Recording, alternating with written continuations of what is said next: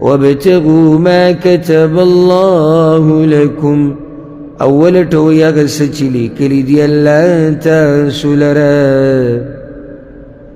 وابتغوا بعضو علماء دا خبره خاص کړي د بچی پورې، یعنی کورواله دې دپاره وکړي چې دا نسل دا امت داسې شي ډېر شي او الله دله بچي درکړي.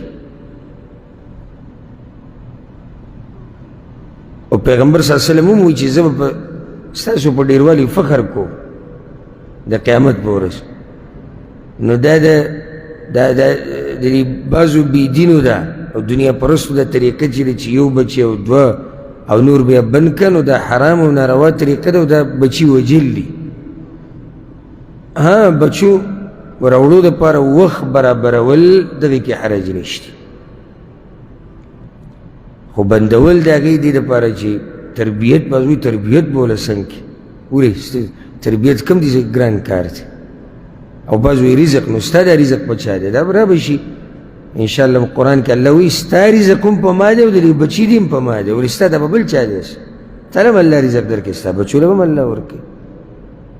نو یو مشهوره خبر علماء دلته دا ذکر کړي چې الله وایي ولټوئ هغه څه چې الله ستاسو لپاره لیکلي دي، یعنې د بچو د راوړو نیت ساتئ چې دا امت ډېر شي، دا مسلمانان ډېر شي. بعض علماء وایي چې دا عامه خبره ده چې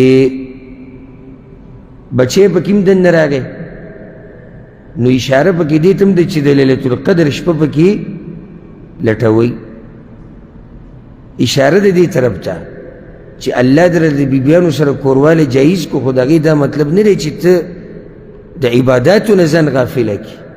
صحیح د کورواله جایز دی، ورسره د الله رضا لټوه، ورسره د لیلة القدر شپه لټوه، عباداتو لم توجه ورکړه.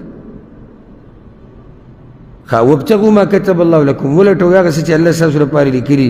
یعنې کله چې یو سړی د ښځې سره کوروالی کوي که نه، نو دې دا نیت ساتي چې زه په دې سره ځان د زنا نه بچ کوم، الله ولا اجر ورکوي. او په دې سره زه دا ښځه د زنا نه او د غلطو کارونو نه بچ کوم، په دې ور الله بل اجر ورکوي. او په دې سره زه دا غواړم چې الله بچی راکړي او د مسلمانانو د امت پې ډېر شي، او هغه دیندار د دین خدمت وکړي، د مسلمانانو خدمت وکړي، الله ولا په دې بل اجر ورکوي. نو څومره اجرونه وي، خو چې کله د سړي نیت هغه برابر شي.